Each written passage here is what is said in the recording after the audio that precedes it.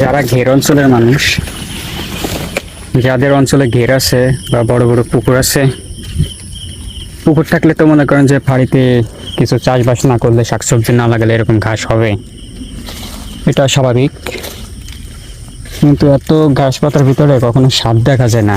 একটা জিনিস খেয়াল করবেন, কখনো তেমন একটা সাপ দেখা যায় না।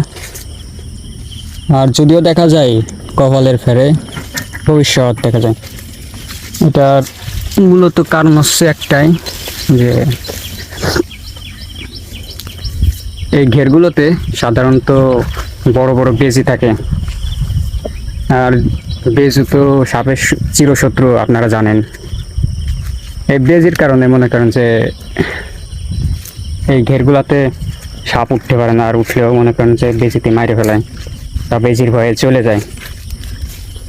এই একটাই কারণে মনে করেন যে কখনো এরকম জঙ্গলে সাপ দেখা যায় না। ওই যে যত ফাড়ি দেখছেন এদিক দিয়ে, ওই পিছনে আরও কাটতেছে ফাড়ি। আমাদের এই বিলে আগে তেমন একটা ফাড়ি ছিল না, কিন্তু এখন অনেকেই ফাড়ি বানাচ্ছে। এই যে এই ফাড়িটা, এই যে একটা ফাড়ি দেখা যায় যে এখানে, এই ফাড়িটা নতুন করছে, আগে ছিল না, আমাদের পরে করছে।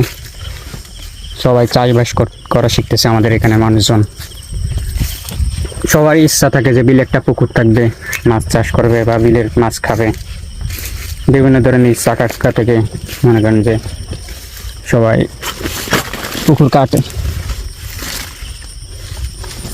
এটার নিচে ঢুকে যেতে হবে, কোনো অপশন নাই। আল্লাহ, এখানের অবস্থা দেখছেন, পুরো নালডাই মনে করেন যে ভরে গেছে গাছপালা পড়ে। ওই সাইডে মাটি দিয়ে রাখতে হবে, এছাড়া কোনো ওয়ে নাই।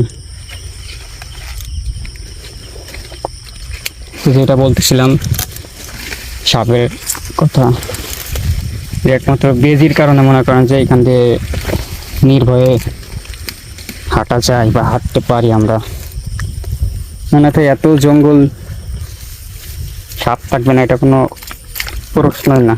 সাপ থাকবে, কিন্তু আমাদের অনেকেই ঘাস কাটে ফাড়ির থেকে, অনেকেই মনে করেন যে ফাড়িতে যায়, নিজেদের ফাড়ি থাকে, কিন্তু তারা কখনো সাপ শুনি না যে সাপ বাঁচছে, বড় বড় সাপ।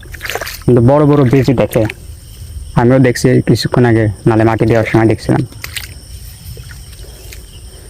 দেখেন অবস্থা, সব বিষ দিয়ে পরিষ্কার করতে হবে গাছগুলো।